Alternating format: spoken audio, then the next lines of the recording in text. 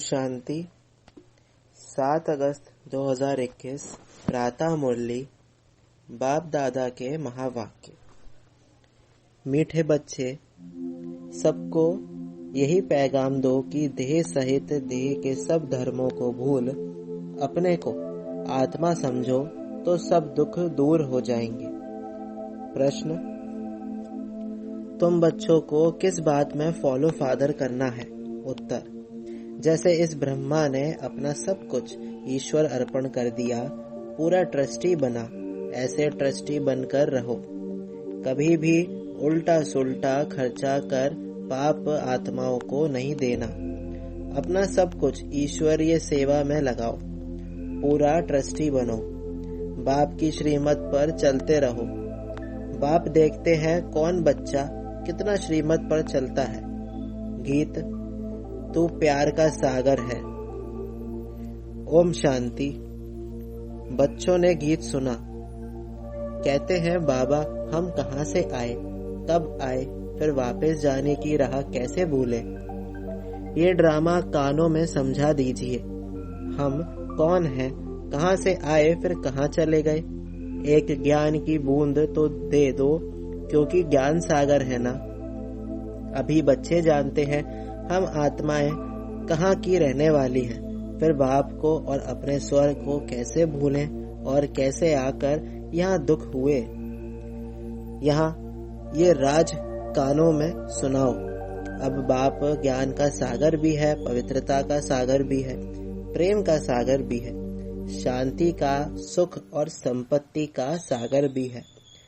अभी बेहद के बाप द्वारा ये सब बातें समझते हैं। आदि में कहाँ से आए, फिर मध्य में क्या हुआ जो हम रास्ता भूल दुखी हुए। फिर अब बाप को कहते हैं, बाबा हमको रास्ता बताओ, हम अपने सुख धाम शांति धाम में जाएं। बाप ही बैठ बतलाते हैं, तुम आदि में कौन थे, फिर मध्य में क्या हुआ, भक्ति मार्ग कैसे शुरू हुआ, अंत में क्या हुआ। ये आदि मध्य अंत का राज अब बुद्धि में बैठा है। ये ड्रामा है ना, ये मनुष्यों को जरूर जानना है, क्योंकि एक्टर्स हैं। जानते हैं हम आत्माएं निराकारी शांति धाम से आती हैं। यहाँ टॉकी धाम में मूल वतन, सूक्ष्म वतन, फिर ये है स्थूल वतन। फिर मूल वतन से आत्माएं आती हैं टॉकी धाम में शरीर धारण कर पाट बजाने। आत्मा का निवास स्थान शांति धाम है। ये बातें दुनिया में कोई भी नहीं जानते हैं। ये ज्ञान सागर बाप ने ही आकर समझाया है। अभी समझा रहे हैं। ज्ञान सागर कहा जाता है पारलौकिक परमपिता परमात्मा को, मनुष्य को नहीं कह सकते। ये महिमा सिर्फ एक बाप की गाई जाती है, जिसको और कोई नहीं जानते। अभी विनाश का समय है। गाया हुआ है, विनाश काले विपरीत बुद्धि यूरोप वासी। अभी बाप ने तुम्हारा बुद्धि योग अपने साथ लगाया है कि मामे कम याद करो। मैं मुसलमान हूँ, हिंदू हूँ, बौद्धि हूँ, ये सब देह के धर्म है। आत्मा तो आत्मा ही है। बाप समझाते हैं, देह के सब धर्म छोड़ अपने को आत्मा समझ। मुझ बाप को याद करेंगे तो पतित से पावन बन जाएंगे। बाप कहते हैं, इस देह को भी भूलो। ये सबके लिए बाप का पैगाम है। देह सहित देह के जो संबंध है सबको भूलो। मैं आत्मा हूँ, हम सब ब्रदर्स का बाप एक है। ये ब्रह्मा भी कहेंगे हम आत्मा हैं तो सब भाई भाई हो गए। इस समय सब भाई भाई पतित दुखी है। सब काम चिता पर चढ़ भस्म हो पड़े हैं। जब द्वापर के आदि में रावण राज्य शुरू होता है तो फिर तुम वाम मार्ग में जाते हो, तब ही फिर और धर्म शुरू होते हैं। आधा समय तुम पवित्र रहते हो, फिर आधा में तुम पतित बनते हो। 21 जन्म भारत में ही गाए जाते हैं। कुमारी वह जो 21 कुल का उद्धार करे। कुमारी का मान है। तुम भारत का तो क्या सारी दुनिया का उद्धार कर रहे हो। तुम जानते हो हम सब आत्माएं शिव बाबा के बच्चे हैं, तो कुमार ही ठहरे। भाई बहन तब होते हैं जब प्रजापिता ब्रह्मा की औलाद बनते हैं। ये तुम बच्चों को ज्ञान है। हम आत्माएं सब भाई भाई हैं, सब बाप को पुकारते हैं, हे पतित पावन आओ, यहाँ रावण राज्य से दुख से हमको लिबरेट करो, फिर हमारा गाइड बन हमको वापस ले चलो, हमारे दुख हरो और सुख दो। अभी तुम समझते हो बरोबर बाबा आया हुआ है, हमको इस कलयुगी रावण राज्य से छुड़ाए साथ ले चलेंगे। बाप जानते हैं सभी आत्माएं पतित हैं, इसलिए शरीर भी पतित है। आत्मा को ही पावन बनाकर ले जाते हैं निर्वाण धाम में। पास्ट से प्रेजेंट फिर फ्यूचर होगा, आदि मध्य अंत फिर आदि, सतयुग आदि कलयुग अंत, फिर फ्यूचर होगा सतयुग। यह तो सहज है ना। अच्छा बीच में क्या हुआ, हम कैसे गिरे? हम पावन देवता थे, फिर पावन से पतित कैसे बने, अभी तुम समझते हो। बाप समझाते हैं जब रावण राज्य शुरू होता है तब तुम पतित बनते हो, अब फिर तुमको भविष्य देवता बनाने आया हूं। इसमें डिफिकल्टी की कोई बात नहीं। बाप कहते हैं तुमको इस विषय सागर से पार ले जाते हैं। गाते भी हैं नैया मेरी, सभी पुकारते हैं एक बाप को। हमारी नैया जो डूबी हुई है उनको क्षीर सागर में ले चलो। उनको खेवैया बागवान भी कहते हैं, अभी कांटों के जंगल में पड़े हैं, हमको फिर फूलों के बगीचे में ले चलो। देवताएं फूल है ना, अभी सब हैं कांटे, एक दो को दुख ही देते रहते हैं। देवता कभी किसको दुख नहीं देते, वहाँ तो सुख ही सुख है। वह तो सिर्फ गाते हैं, तुम यहाँ प्रैक्टिकल सुन रहे हो। कहते हैं ना बाबा हम कहाँ से भूले, इस सृष्टि चक्र को हम कैसे भूले। सतयुग त्रेता में ये नहीं जानते, क्योंकि वहाँ तो हम सुखी थे। फिर दुखी कब हुए, जब रावण राज्य शुरू हुआ। भारतवासी रावण को जलाते ही रहते हैं जब तक उनका विनाश नहीं हुआ है।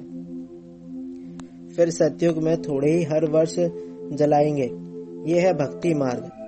अभी रावण का राज्य खल्लास होना है। भक्ति मार्ग में रावण को हर वर्ष जलाते हैं, परंतु मरता ही नहीं है।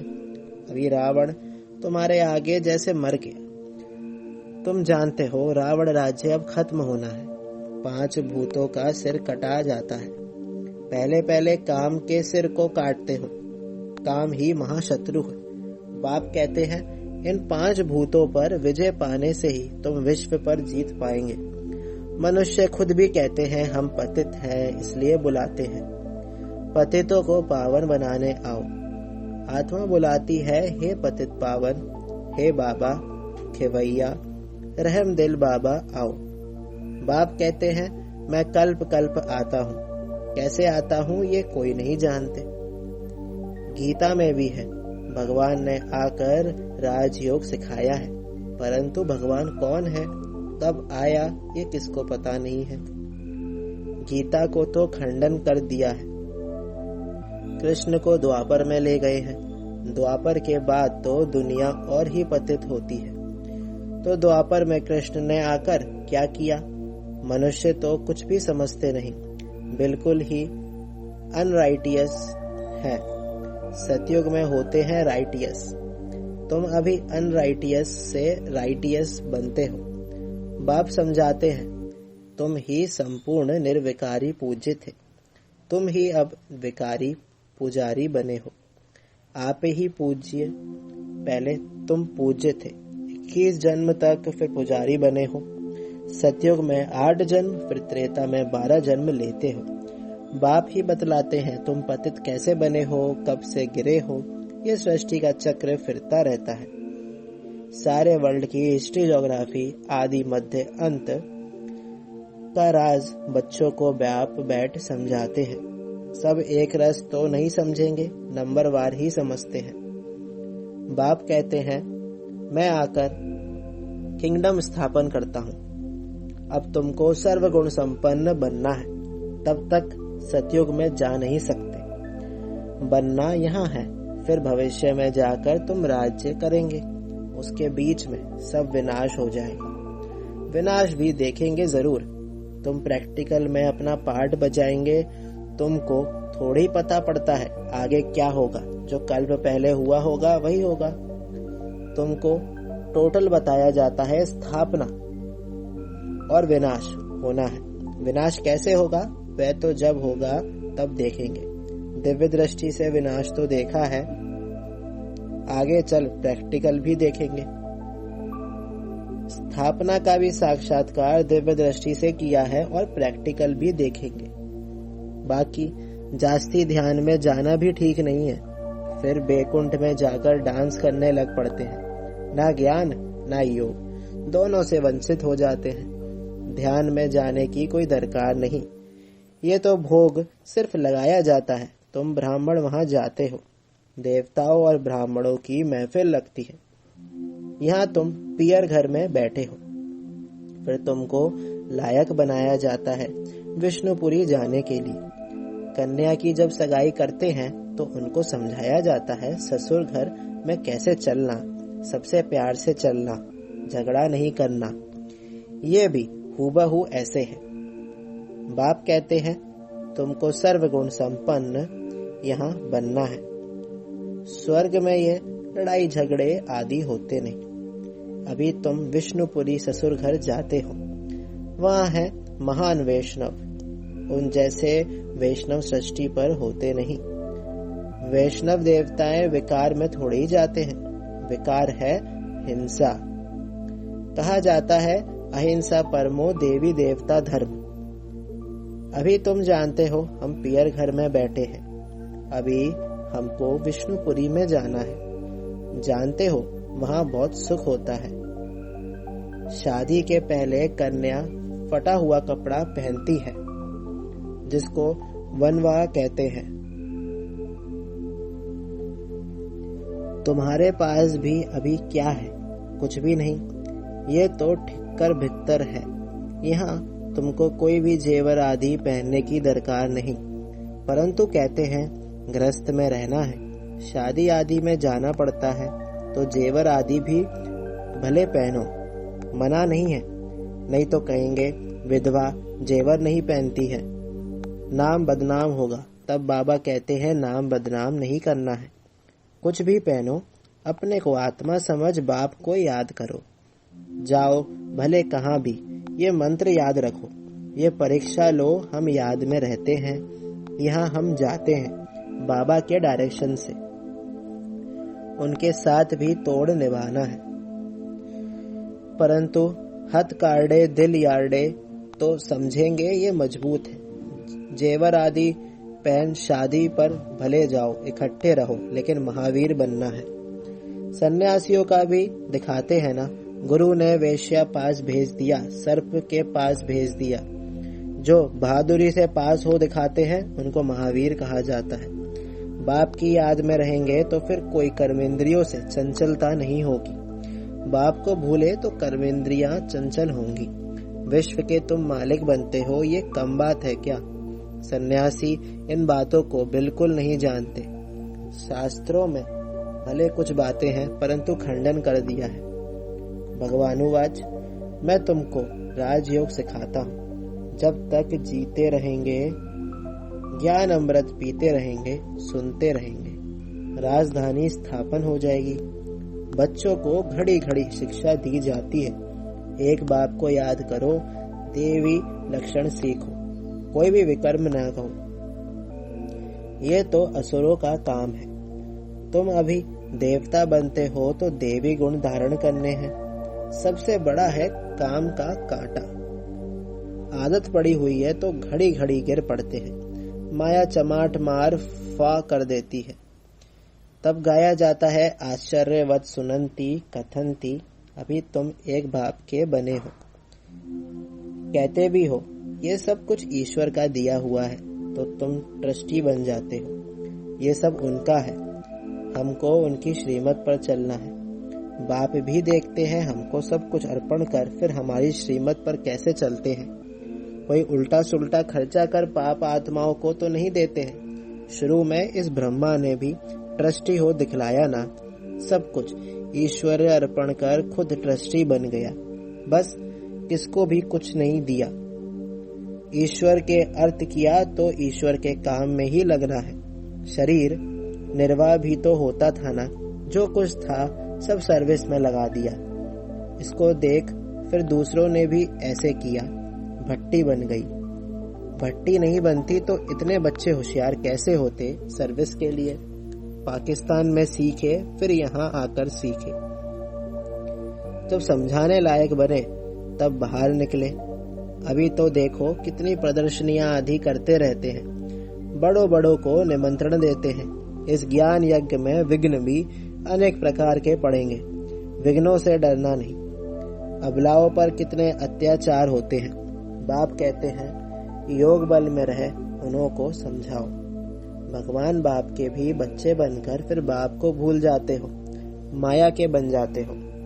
ये भी हार जीत की कुश्ती है, परंतु बॉक्सिंग मुहाफिक है। माया घूंसा लगाती है तो फौ हो जाती है। बाप कहते हैं माया से कभी हारना नहीं है। पवित्र रहेंगे तो विश्व के मालिक बनेंगे। कितनी बड़ी आमदनी है। अगर पूरा पुरुषार्थ नहीं करेंगे तो जाकर दास दासी बनेंगे। राजधानी सारी यहाँ ही स्थापन हो रही है। अच्छा, मीठे मीठे सिक्की लदे बच्चों प्रति माता पिता बाप दादा का याद प्यार और गुड मॉर्निंग। रूहानी बाप की रूहानी बच्चों को नमस्ते। धारणा के लिए मुख्य सार। पहला, जब तक जीना है ज्ञान अमृत पीते रहना है। महावीर बन माया की बॉक्सिंग में विजयी बनना है। सबके साथ तोड़ निभाते दिल एक बाप में रखनी है। दूसरा, विघ्नों से डरना नहीं है। सर्विस में अपना सब कुछ सफल करना है। ईश्वर अर्पण कर ट्रस्टी बन रहना है। कुछ भी उल्टे सुलटे कार्य में नहीं लगना है। वरदान, डबल लाइट बन कर्मातीत अवस्था का अनुभव करने वाले कर्मयोगी भव। जैसे कर्म में आना स्वाभाविक हो गया है, वैसे कर्मातीत होना भी स्वाभाविक हो जाए, इसके लिए डबल लाइट रहो। डबल लाइट रहने के लिए कर्म करते हुए स्वयं को ट्रस्टी समझो और आत्मिक स्थिति में रहने का अभ्यास करो। इन्हीं दो बातों का अटेंशन रखने से सेकंड में कर्मातीत, सेकंड में कर्म योगी बन जाएंगे। निमित्त मात्र कर्म करने के लिए कर्म योगी बनो, फिर कर्मातीत अवस्था का अनुभव करो। स्लोगन, जिनकी दिल बड़ी है उनके लिए असंभव कार्य भी संभव हो जाते हैं। ओम शांति।